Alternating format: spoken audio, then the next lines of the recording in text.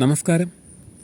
ഇന്നത്തെ നമ്മുടെ വീഡിയോയിൽ ഉൾപ്പെടുത്തിയിരിക്കുന്ന വളരെ പ്രധാനപ്പെട്ടൊരു വിഷയമാണ് ഏകദേശം വാഹനങ്ങളിലെല്ലാം, അതായത് ഈ കാണുന്ന വെതർ സ്ട്രിപ്പ് കംപ്ലൈൻ്റ് ആയിട്ട് ഉള്ളൊരു പ്രശ്നം ഏകദേശം വാഹനങ്ങളിലെല്ലാം കണ്ടുവന്നിട്ടുണ്ട്. ഇത് കൂടുതലും കംപ്ലൈൻറ്റ് വരുവാനായിട്ടുള്ള സാഹചര്യമെന്ന് പറയുന്നത് മഴയത്ത് അല്ലെങ്കിൽ ഷെഡില്ലാതെ പുറത്ത് കിടക്കുന്ന വാഹനങ്ങൾക്കാണ് ഈ ഒരു പ്രശ്നം കൂടുതലും വന്നിട്ടുള്ളത്. അതുകൂടാതെ തന്നെ ഈ കടപ്പുറം സൈഡുകളിലൊക്കെ കിടക്കുന്ന വാഹനങ്ങൾക്കും ഈ ഒരു പ്രശ്നമുണ്ട്. അതായത് ഇതിൻ്റെ ഒരു പോരായ്മ എന്ന് പറയുന്നത് ഈ കാണുന്ന ഒരു ബഡ്ജിങ്, അതായത് ഈ കോർണർ ഭാഗങ്ങളിലെല്ലാം ഒരു ബഡ്ജിങ് വരുന്നുണ്ട്. അതുപോലെ തന്നെ ഇപ്പം ഇവിടെ നോക്കുമ്പോഴും അറിയാം, ഇവിടെയും ഈ സൈഡിൽ ഒരു ബഡ്ജിങ് ഉണ്ട്, ഇതിനൊരു ബഡ്ജിങ് ഉണ്ട്. പിന്നെ ഇവിടെയും ബഡ്ജിങ് ഉണ്ട്. ഇതെല്ലാം വരുന്നതിൻ്റെ പ്രധാന കാരണമെന്ന് പറയുന്നത് വാഹനം പുറത്ത് വെയിലും മഴയും മഞ്ഞും എല്ലാം കൊണ്ട് കിടക്കുന്ന വാഹനങ്ങൾക്കാണ് കൂടുതൽ ഈ പ്രശ്നം വരുന്നത്. അതുകൂടാതെ തന്നെ നമുക്ക് ഈ സ്ട്രിപ്പിൻ്റെ ഉൾവശം നോക്കുമ്പോഴറിയാൻ പറ്റും. ഉൾവശം ഞാൻ കാണിച്ചു തരാം. ഉൾവശം ജാമായിട്ടിരിക്കുകയാണ് ചെയ്യുന്നത്. ചില വാഹനങ്ങളിലെല്ലാം ഹാർഡായിട്ട് ജാം ആവാറുണ്ട്. അതിൻ്റെയും പ്രധാന കാരണമെന്ന് പറയുന്നത് ഈ വെയിലത്ത് കിടന്നിട്ട് ഇത് ഹാർഡാവുന്നതാണ്. അതുകൂടാതെ തന്നെ വേറൊരു പ്രശ്നം എന്ന് പറയുന്നത് ചില സർവീസ് സെൻറ്ററിൽ ചെല്ലുന്ന സമയത്ത് ഈ പോർഷനിലെല്ലാം ചിലർ ഡീസൽ അടിക്കാറുണ്ട്. അതൊന്ന് ഗ്ലൈസിങ് കൂടുതൽ കിട്ടാൻ വേണ്ടി ഡീസൽ അടിക്കാറുണ്ട്. ആ ഡീസൽ അടിച്ചതിൻ്റെ ഒരു പോരായ്മയാണ് ഈ കാണുന്നത്, കളർ ഇടയ്ക്കൊക്കെ ചേഞ്ച് ആയിട്ടുള്ളത്. അതുകൂടാതെ തന്നെ മറ്റു പല ലിക്വിഡുകളും, അതായത് ബോഡി പോളിഷ് പോലെയുള്ള മറ്റു പല ലിക്വിഡുകളും ഈ കറുത്ത ഈ പ്രതലത്തിൽ, അതായത് ഈ മിക്ക വാഹനങ്ങൾക്കും ഇതേപോലത്തെ കറുത്ത പ്രതലങ്ങൾ കാണും. അത് ഫ്രണ്ട് ബമ്പറാണെങ്കിലും ഗ്രില്ലാണെങ്കിലും ഇതുപോലത്തെ വെതർ സ്ട്രിപ്പാണെങ്കിലും ഏതാണെങ്കിലും ഈ പോർഷനിലൊക്കെ ചിലർ ഗ്ലൈസിങ് കിട്ടാൻ വേണ്ടിയിട്ട് ഇത് അടിക്കാറുണ്ട്, പോളിഷ് ചെയ്യാറുണ്ട്. എല്ലാം തൽക്കാല ആശ്വാസം എന്ന് വേണമെങ്കിലേ പറയാൻ പറ്റുള്ളൂ. അത് കമ്പനി സാധനമല്ലാതെ ലോക്കൽ പാർട്സ്, ലോക്കൽ സാധനങ്ങളൊക്കെ വാങ്ങിച്ച് ഉപയോഗിക്കുന്ന വാഹനങ്ങൾക്കാണ് കൂടുതലും പ്രശ്നങ്ങൾ വരുന്നത്. നമുക്ക് ഇതിൻ്റെ ഇടയിലോട്ട് നോക്കുമ്പോഴറിയാൻ പറ്റും, തുരുമ്പ് കയറി നിൽക്കുന്നത് അറിയാൻ പറ്റും. അതായത് ഈ മഞ്ഞൊക്കെ ഉള്ളിലിറങ്ങിയിട്ട് പ്രശ്നങ്ങൾ വരും. ഇതിനെ കൂടാതെ തന്നെ മറ്റു പലരും ശ്രദ്ധിക്കാതെ പോകുന്നൊരു കാര്യം എന്ന് പറയുന്നത്, നമ്മൾ ക്ഷേത്ര ദർശനമൊക്കെ നടത്തുന്ന സമയത്ത് നമ്മുടെ വാഹനം ക്ഷേത്ര ദർശനമോ അല്ലെങ്കിൽ അത് സംബന്ധിച്ചുള്ള മറ്റു കാര്യങ്ങളൊക്കെ ചെയ്യുന്ന സമയത്ത് നമ്മുടെ ഈ ഗ്ലാസ്സിലൊക്കെ എല്ലാവരും ചന്ദനം അടിക്കാറുണ്ട്. അപ്പോൾ ചന്ദനത്തിൻ്റെ ഒരു പ്രത്യേകത എന്ന് പറയുന്നത് അത് ആസിഡിൻ്റെ പവറുള്ള ചന്ദനമായിരിക്കും വരുന്നത്. ഈ ചില വാഹന ഉടമകൾ അതിന് സമ്മതിക്കില്ല, ചിലർ സമ്മതിക്കും. ഇപ്പോൾ എന്നെ പോലെയുള്ളവരൊക്കെ ആണെങ്കിൽ സമ്മതിക്കും. പക്ഷെ എന്നാൽ പോലും ഈ ചന്ദനം അതിൽ റൗണ്ടിന് ചെയ്യുന്ന സമയത്ത് ഗ്ലാസ്സിലൊക്കെ ഡിസൈനൊക്കെ പലരും ചെയ്യാറുണ്ട്. അപ്പോൾ അങ്ങനെ ചിലർ അരിപ്പൊടിയിൽ ചെയ്യാറുണ്ട്. അങ്ങനെയൊക്കെ ചെയ്യുന്ന സമയത്ത് ഈ വെതർ സ്ട്രിപ്പ് കംപ്ലൈൻറ്റ് വരുവാനായിട്ടുള്ള പ്രധാന കാര്യം എന്ന് പറയുന്നത് ഈ ഗ്ലാസ് പൊക്കുകയും താക്കുകയും ചെയ്യുന്ന സമയത്ത്, നമ്മുടെ വാഹനത്തിൻ്റെ ഗ്ലാസ് പൊക്കുകയും താക്കുകയൊക്കെ ചെയ്യുന്ന സമയത്ത് ഈ വരുന്ന ഒരു പ്രശ്നം എന്ന് പറയുന്നത്, ഇത് താരുന്ന സമയത്ത് ഈ കാണുന്ന പോർഷൻ ഇവിടെ ഈ ചന്ദനത്തിൻ്റെ ബാക്കി ഭാഗങ്ങൾ ഉള്ളിലോട്ട് പോകത്തില്ല. ഇവിടെ ഇതിൻ്റെ ഇടയിലൊക്കെ പിടിച്ച് നിന്നിട്ട് പ്രശ്നങ്ങൾ വരുവാനായിട്ടുള്ള സാധ്യത കൂടുതലാണ്. ഈ ഇതിൻ്റെ താഴുന്ന ഔട്ടർ പോർഷനിലെല്ലാം പിടിച്ച് നിന്നിട്ട് ഇതിൻ്റെ ഉള്ളിലേക്ക് താഴോട്ടിറങ്ങാതെ ഈ ഇടയിലേക്ക് പിടിച്ച് നിന്നിട്ട്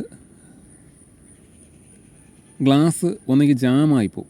നമ്മൾ ഇറക്കുന്ന സമയത്തോ അല്ലെങ്കിൽ കയറ്റുന്ന സമയത്തോ ഈ ഗ്ലാസ് ജാമായി പോകും. കൂടുതലും പ്രശ്നങ്ങൾ വരുവാനായിട്ടുള്ള സാഹചര്യമാണ് ഈ weather strip outer piece complaint വരുവാനും ഈ വരുന്ന ചാനൽ കംപ്ലൈൻറ്റ് വരുവാനായിട്ടുള്ള പ്രധാന കാരണമാണ് ഈ പറയുന്നത്. അതുകൂടാതെ തന്നെ ഞാനിപ്പോൾ ഗ്ലാസ് താഴ്ത്തി കാണിച്ചു തരാം എങ്ങനെയാണ് അതിൻ്റെ കാര്യങ്ങളെന്ന്. അതിൻ്റെ ഇന്നർ പോർഷൻ കാണിച്ചു തരാം.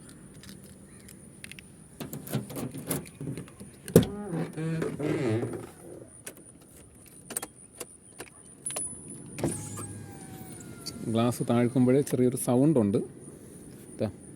എൻ്റെ അടിവശം അകവശമൊക്കെ നോക്കുമ്പോഴറിയാൻ പറ്റും, ശ്രദ്ധിച്ച് നോക്കിയാൽ അറിയാൻ പറ്റും. അകത്ത് പൊടിയുള്ളത് അറിയാൻ പറ്റും. ഇതിൻ്റെ ഇടയിലൊക്കെ നോക്കുമ്പോഴറിയാം. അതുകൂടാതെ തുരുമ്പെടുത്ത് നിൽക്കുന്നതും കാണുമ്പോൾ നമുക്കറിയാൻ പറ്റും. ഓക്കെ. പക്ഷേ പലരും ഈ കാര്യമൊന്നും ശ്രദ്ധിക്കാറില്ല. ഏകദേശം വാഹനം ഓടുന്ന ഒരു 80% മുകളിലുള്ള വാഹന ഉടമകളും ഈ കാര്യങ്ങളൊന്നും ശ്രദ്ധിക്കാറില്ല. പിന്നെ പല വാഹന ഉടമകൾക്കും ശരിക്കും പറഞ്ഞു കഴിഞ്ഞാൽ വീട്ടിലോട്ട് വാഹനം പോകുന്ന ഒരു രീതി ആയിരിക്കത്തില്ല. അപ്പോൾ അങ്ങനെ വരുമ്പോൾ ഇതുപോലത്തെ കുറച്ച് കംപ്ലൈൻറ്റുകൾ വാഹനത്തിന് വരുവാനായിട്ടുള്ള സാധ്യത കൂടുതലാണ്. ഓക്കെ. പിന്നെ ഇത് കൂടാതെ തന്നെ ഇതിപ്പം നമ്മുടെ ഏരിയ എന്ന് പറയുന്നത് കടലും അങ്ങനത്തെ പ്രശ്നങ്ങളൊന്നുമില്ല, ഒരു ചെറിയൊരു നാട്ടിൻ പ്രദേശമാണ്. പക്ഷേ കൂടുതലും ശ്രദ്ധിക്കേണ്ട ഒരു കാര്യം എന്ന് പറയുന്നത് കടപ്പുറം സൈഡിൽ ഓടുന്ന വാഹനങ്ങൾക്കെല്ലാം ഈ വരുന്ന പോർഷൻ, അതായത് ഉപ്പ് കാറ്റ് പിടിച്ചിട്ട് ഇവിടെ എല്ലാം ദ്രവിച്ച് പോയിട്ട് ഈ വരുന്ന ഇതിൻ്റെ കോർണർ പോർഷൻ, അതായത് ഈ സൈഡെല്ലാം ദ്രവിച്ച് പോകാനായിട്ടുള്ള സാധ്യത കൂടുതലാണ്. ഇതിപ്പോൾ ഔട്ടർ പീസ് മാത്രമേ ചെറിയൊരു പ്രശ്നമുള്ളൂ. പക്ഷേ നമുക്ക് നോക്കുമ്പോൾ അറിയാം, ഇന്നർ പീസൊന്നും വേറെ കുഴപ്പമൊന്നുമില്ല. ഈ ഔട്ടർ പീസ് മാത്രമേ വിഷയമുള്ളൂ. അത് എല്ലാ ഡോറിലൊന്നുമില്ല, ഈ ഫ്രണ്ട് വലതുവശത്തെ ഡോറിലും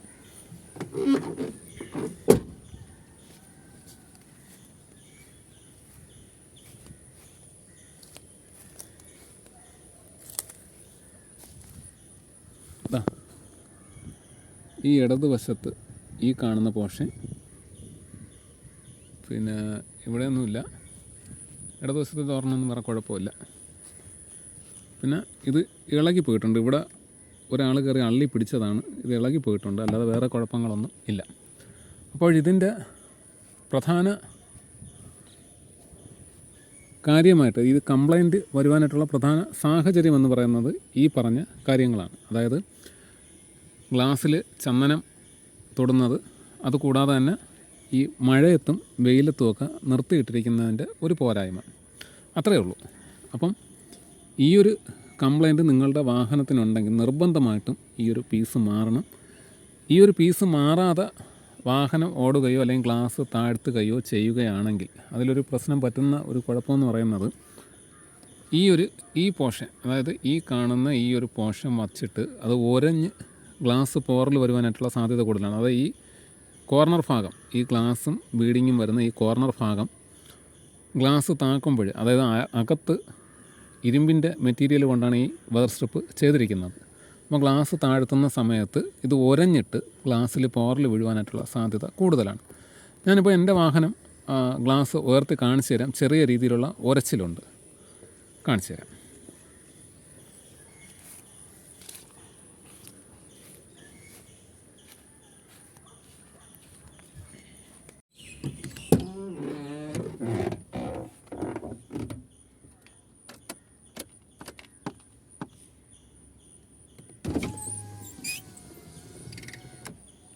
ഈ സൈഡിൽ നിന്നൊരു സൗണ്ട് വന്നത് നിങ്ങൾ ശ്രദ്ധിച്ചാൽ അറിയാൻ പറ്റും. ഇപ്പോൾ ഇല്ല, താഴ്ത്തുന്ന സമയത്ത് മാത്രമേ ആ സൗണ്ട് ഉള്ളൂ. ഈ സൈഡിൽ പിടിച്ചിട്ടാണ്. ഓക്കെ. അപ്പോൾ നിങ്ങളുടെ വാഹനത്തിനും ഇങ്ങനെ ഒരു കംപ്ലൈൻറ്റ് ഉണ്ടെങ്കിൽ നിർബന്ധമായിട്ടും ഈ വെതർ സ്ട്രിപ്പ് മാറണം.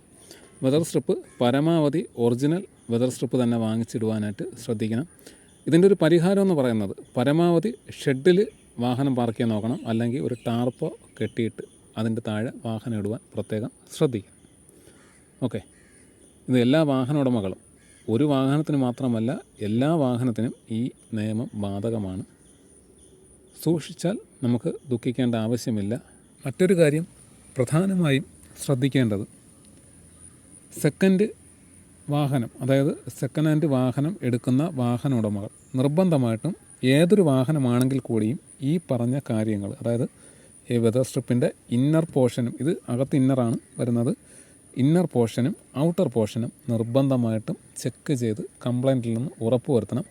ഞാൻ നേരത്തെ പറഞ്ഞതുപോലെ, അതായത് ഈ കടപ്പുറം സൈഡിലൊക്കെ ഓടുന്ന വാഹനങ്ങൾക്കെല്ലാം ഈ പോർഷനിൽ, അതായത് തരി മണ്ണോ അല്ലെങ്കിൽ ഉപ്പ് കാറ്റോ അടിച്ചിട്ട് ഈ weather strip outer piece complaint വരുവാനായിട്ടുള്ള സാധ്യത കൂടുതലാണ്. അതുപോലെ തന്നെ പുറത്ത് ഷെഡില്ലാതെ വാഹനം പാർക്ക് ചെയ്തിരിക്കുന്ന വാഹനങ്ങൾ, അത് ടാക്സി യൂസ് ചെയ്യുന്ന വാഹനമാണെങ്കിൽ പേടിക്കേണ്ട കാര്യമില്ല. വർഷം തോറും ടെസ്റ്റ് ചെയ്യുന്ന സമയത്ത് ഈ വെതർ സ്ട്രിപ്പ് റീപ്ലേസ് ചെയ്യും.